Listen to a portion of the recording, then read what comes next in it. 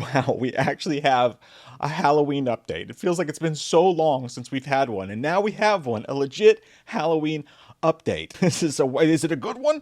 Well, that just depends on who you ask, I guess. It's been years, it feels like, since they announced that the Halloween TV show was going to be going into production. Miramax won the TV rights to the Halloween franchise against A24, who's doing Crystal Lake. They won those rights, they paid for those rights to work with Trancas on a Halloween TV series, and then nothing. Absolutely nothing, just complete radio silence. Key pieces of Miramax have changed place since then that maybe have had something to do with it. People have been reporting this on those sites that never post their story, scoopers and whatnot for a while now. But some of those places, it's like, yeah, it's a good guess. I mean, they haven't said anything. It's not official though. There's no source here. There's nothing other than maybe your dentist or stripper, who knows. But today, it comes from Brad Miska, and Brad Miska is a guy who used to own Bloody Disgusting. He now runs Dread Central. It's legit if he says it, and he says that he can confirm that he has heard the exact same things, that there are currently no longer any plans to do a Halloween TV series as of now. Now, they paid for it. They spent all that money to do it. It's hard for me to imagine it's going to lie dormant forever, and we'll talk later in this video about why they maybe aren't doing it. There's some interesting reasons. He also says that instead of doing the TV show, they are now possibly focused on making a new movie happen. And that's likely going to involve Paramount. So there's a whole lot of stuff to break down here, and we're going to get into every bit of it. And then at the end of this, tonight at 8 p.m. Eastern, we are live. So come give us your all's thoughts. We can talk back and forth about it live with each other tonight. It's going to be a fun one, 8 p.m. Eastern, and plus all the other horror movie news of the week. It's going to be awesome. Come hang out. So when Miramax had it as a TV show, they promised the same thing everybody else promised they were going to do. We're going to bring it back to the original. Yay! Everyone says that. It's like, yeah, in your bra. Everyone said, they said it with David Gordon Green, which had its ups and downs for sure, ended on a downer note for most people, but did have its ups. But yeah, no, that's bringing it back to the original is impossible. So that's a red flag anyways, but it looks like it's not going to matter anyway, because they're not going to do the damn thing. But it's interesting that he says they couldn't find a platform for it. And that's the number one thing to look at. How are you not able to find a platform for a Halloween TV series that no one wanted it? I mean, you've got Jason out there. It doesn't even have Jason in it, and they're putting that thing out there. They're just slapping it on. And then you've got Welcome to Derry just did so well. So it seems strange to me that they can't find the right platform for this. And that's where Paramount comes in, because Paramount owns a 49% stake in Miramax. So when he says here that the likelihood going forward, the thing they're going to do is actually bring it back to the big screen, that tells me you've got everything going on over here with Paramount and the Warner Brothers merger, right? They're going to need movies. They're going to need to be putting out a lot of movies as they promised. And they have such a controlling stake in Miramax, you would have thought, obviously, they're going to put it on Paramount Plus, right? It seems like obviously they would do that. Now, is that a good thing for the franchise? I don't know. And maybe they thought the same thing. Paramount Plus has some bangers. They can have hits. The Taylor Sheridan shows, Mobland was really big for them, but it doesn't feel like the right fit for a Halloween TV series. Halloween TV series going to HBO Max has a lot more pizzazz in it than Paramount Plus or Hulu. I mean, hell, Alien Earth just got approved for a second season, and that thing blew ass. That's the thing that makes me think here, is that Paramount looked at it and said, you know what? Why would we mess with all of the promotion it's going to take and all of the hassle of putting together a TV series? We're about to need a lot of titles going out in theaters, as we promised, if we get this merger. Why don't we hold off? And this could be a huge fall release for us in a couple years when we really need that to happen. That's my guess as to what happened. I don't know. And recalibrating to me means that they are probably taking pitches right now. That's kind of how a COD does it. That's how Trancas has always done it. Let's take some pitches. Let's get some writers in here. Throw me what you got. Maybe we'll mix some stuff together. But until something really strikes their fancy and they feel great about it, it's not going to go into production or get any sort of announcement. And apparently what they were getting for the TV show wasn't enough to really excite anyone to that point. So that brings me to my next question. Is this a good thing? And I think that it is. Personally, I've listened to you guys and we've talked about it so much. I know everyone was like, I do not want a Halloween. No, almost everyone was like, I don't want a Halloween TV series. I did, because I'm a content whore and I wanted that. I was fascinated by the idea of it. I just want to see what that would look like. What platform would it be on? How many episodes would it be? What are we going to talk about? The whole thing intrigues the dick out of me. Dick off me? Whatever. I'm intrigued by it. At the end of the day, when you really sit back and think about it, there's just too much risk. If a Halloween TV show goes to the wrong platform or sucks or is about the wrong thing or gets the wrong showrunner, if it goes wrong, If you go to TV, I don't know if you're going, it could kill the franchise. I mean, like, at worst, it could kill the franchise. At best, it could expand it. You could go back to movies, but like, there's some form of purity that I feel like you would lose even in today's day and age, going from movies to TV shows. It's just such a big risk. And by the way, one more thought about why they decided not to put it on TV. I honestly think it might have something to do with Crystal Lake. This is a little bit out there, but you know, Halloween's never played second fiddle to Friday the 13th. And Trancas really cares about this project. They may just be looking at Crystal Lake like, I'm not letting you get to that first, you fucker. So how should they put Halloween back on the map with a movie?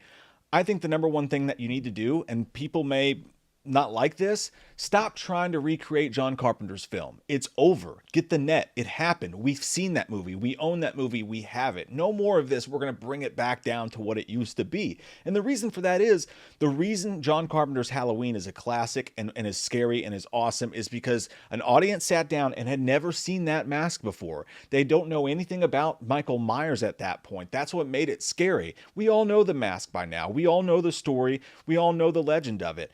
That is gone. You can't get that back. So just let it go. Instead of embracing the past all the time, break those chains and let's move forward and get some new shit going. Let's move on. Get out there and get some strange ass.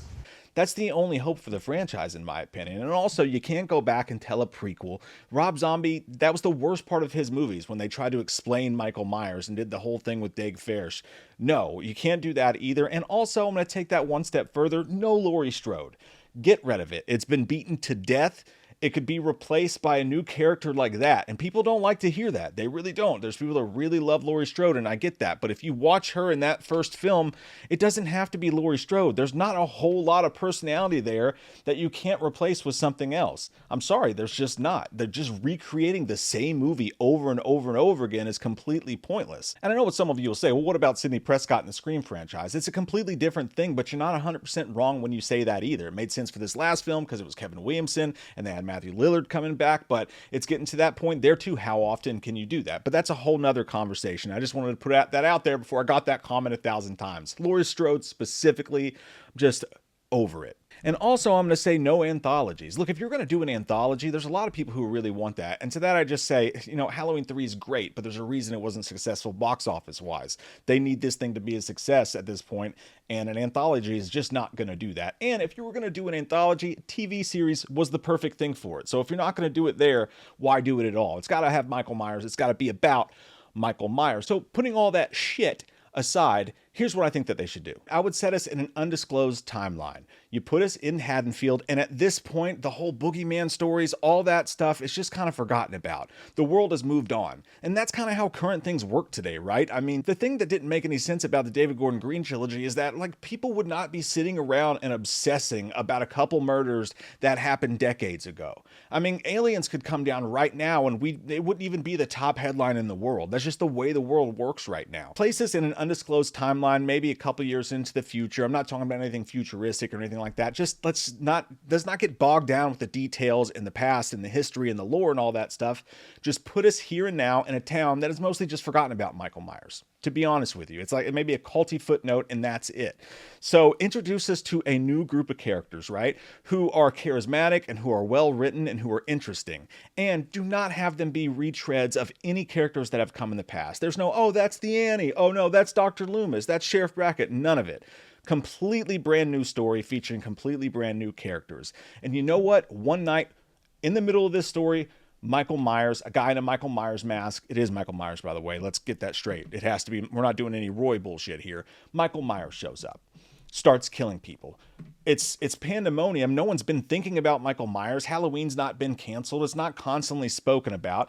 But Michael Myers shows up and starts murdering people, and they don't have time to figure out what's going on because this thing is coming after them, and the town just reacts. We're not getting bogged down with, oh, this is so-and-so's uncle from the thing. Nothing. None of that shit. None whatsoever. Focus on Michael Myers attacking these people and killing them, and there's a couple characters who we really, really like, and we really don't want to see die. And Do a Sean Bean in Game of Thrones, you know, kill off someone who we like early on so that we're shocked and think any of these people can die. Don't make the final girl so obvious so that we're really scared for these people. And I feel like that's a way to get people scared again and focused on the movie we're watching right now rather than all this shit. This is Michael Myers, but our characters may not even know that. For all they know, it could be a guy who put on a mask who's starting to kill them. But as he starts to do little increments of supernatural kind of shit, like how the fuck did he get from here to there? I shot him. How did he not die? Little things like that. You start to wonder, the characters start to wonder, there's no way this is Michael Myers, right?